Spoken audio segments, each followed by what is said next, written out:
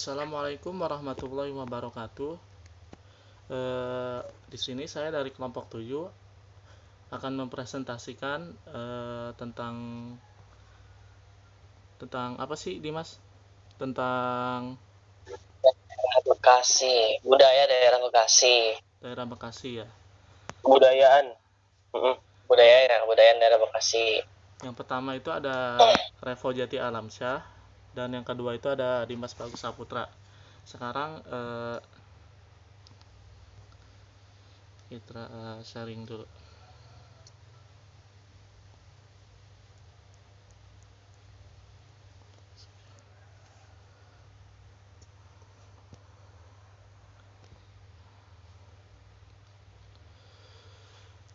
Siapa yang mau baca duluan ini? Oh, baca duluan, Pok. Mana? Boleh? Yang sejarah Bekasi. Boleh. Ya, ada. Kayak sejarah Bekasi ini ya akan dibacakan oleh Revo. Ini lu belum dikirim ya? Ada. Sejarah Bekasi. Sejarah sebelum tahun 1949, kota Bekasi ternyata mempunyai sejarah yang sangat panjang dan penuh dinamika. Ini dapat dibuktikan dengan perkembangannya dari zaman ke zaman. Sejak zaman Hindia Belanda, pendudukan militer Jepang, perang kemerdekaan, dan zaman Republik Indonesia. Di zaman Hindia Belanda, Bekasi masih merupakan kewedanan distrik, termasuk Regenskap Kabupaten Mr. Cornelis. Saat itu kehidupan masyarakatnya masih dikuasai oleh para tuan tanah keturunan Cina. Kondisi ini terus berlanjut sampai ke pendudukan militer Jepang. Pendudukan militer Jepang terus merubah kondisi masyarakat saat itu. Jepang melaksanakan Japanisasi di semua sektor kehidupan. Nama Batavia diganti dengan nama Jakarta. Regenskap Mr. Cornelis menjadi Ken Jatinegara yang di wilayahnya meliputi Gun Cikarang, Gun Kemayoran, dan Gun Matraman. Siapa yang mau baca lagi? Lanjut. Ada yang 4 slide, ada yang 3 slide kok nggak salah. Siapa yang mau baca? Gue lagi aja lah. Ya udah lu sampai slide 5 kok. Ya. Walaupun sebagian orang menyebut kota Bekasi adalah planet Bekasi, yang asal muasal sebutannya itu dibuat karena kemacetan yang terjadi di kota ini, menyaingi ibu kota Jakarta. Jadi, Bekasi adalah wilayah yang berbatasan langsung dengan daerah Jakarta, sang ibu kota Indonesia, yang dalam istilah adalah urban. Banyak sekali masyarakat Bekasi yang bekerja di Jakarta dan juga sebaliknya. Letaknya yang berbatasan langsung dengan Jakarta menyebabkan Bekasi menjadi salah satu kota yang paling cepat mengalami perubahan dalam hal sosial, seperti ilmu pengetahuan. Lanjut. Kota Bekasi memiliki luas wilayah sekitar 210,49 km. Dengan batas wilayah Kota Bekasi adalah sebelah utara Kabupaten Bekasi, sebelah selatan Kabupaten Bogor dan Kota Depok, sebelah barat Provinsi DKI Jakarta, dan sebelah timur Kabupaten Bekasi. Kebudayaan Bekasi itu campuran Betawi dengan Sunda. Mayoritas warga Kota Bekasi berasal dari Jakarta, dan sebagian daerah Kota Bekasi merupakan bagian dari Provinsi Jawa Barat yang merupakan teritorial Sunda. Gua ya. Bebas. Sampai 8 ya. Ya. Beberapa budaya yang ada di Bekasi yang saya ketahui itu yang pertama batik Bekasi. Pada awalnya batik ini dibuat oleh keturunan Tionghoa, keluarga Tan Ching Kuat dan diberi nama batik Karawang atau batik Tarum. Motifnya sendiri dipengaruhi oleh kegiatan masyarakat Bekasi sehari-hari, di antaranya bambu runcing, ikan gabus, tanjidor, dan lain-lain. Pakem batik Bekasi tetap ada kepala isinya bisa bambu runcing dan sebagainya. Gaya motif batik dapat dikembangkan menjadi pembagian kain pesisir dan Betawi, tetapi dapat dikembangkan dengan motif tumpal dengan buket bunga. Lalu kainnya sendiri ada yang lurus, agak bebas dan longgar, mencerminkan jiwa orang Bekasi luas. Untuk warna biasanya merah tanah, mempunyai filosofi keadaan suatu tempat di Bekasi atau khas dari daerah Bekasi. Kesenian ujungan. Mungkin kesenian ini terasa asing di telinga pembaca yang hidup di era saat ini, tapi biasa jadi tidak asing bagi generasi tua pada era tahun 1950 sampai 1980-an. Ujungan merupakan kesenian ketangkasan bela diri menggunakan tongkat rotan.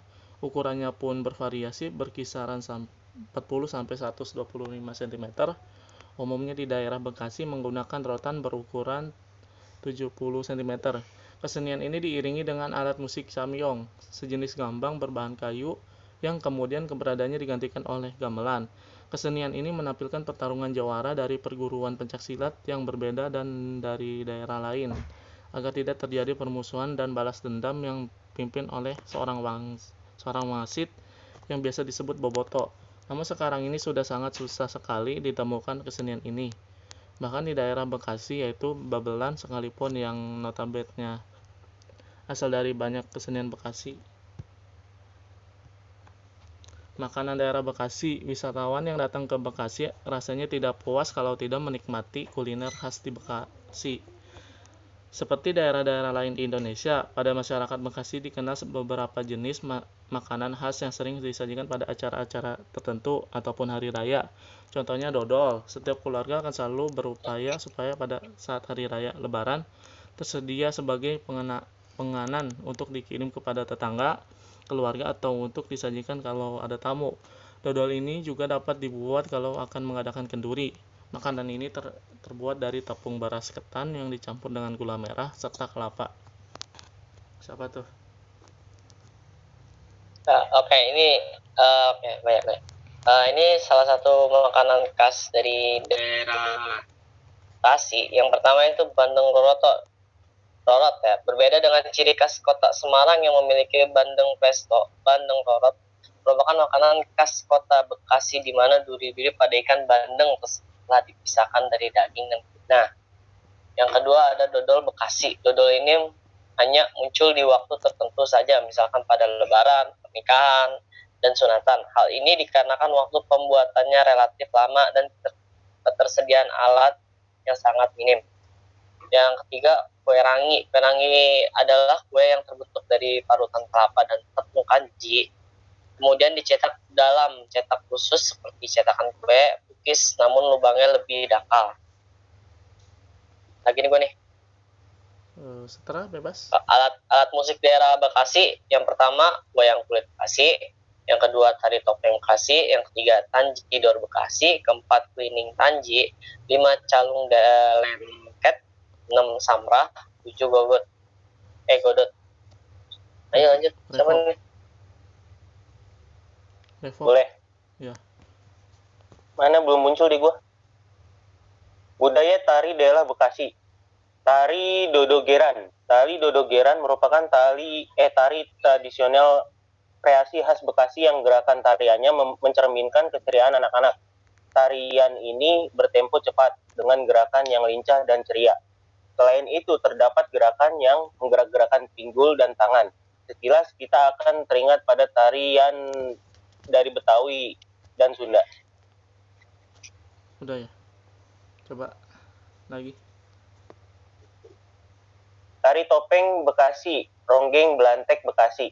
Tari topeng Bekasi atau yang biasa disebut dengan topeng Bekasi merupakan kesenian rakyat yang tetap digemari masyarakat hingga saat ini. Berbeda dengan tari topeng yang berasal dari Cirebon, topeng Bekasi tergolong dalam jenis teater rakyat. Bagus. Tari Kembang Bekasi. Tari Kembang Bekasi merupakan kesenian asli yang berasal dari kota yang dijuluki patriot tersebut. Tari Kembang Bekasi diperkenalkan pada 2010.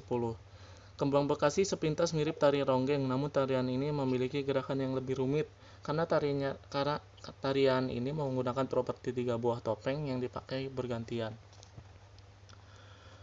Budaya pakaian daerah Bekasi. Gaun kebaya pengantin.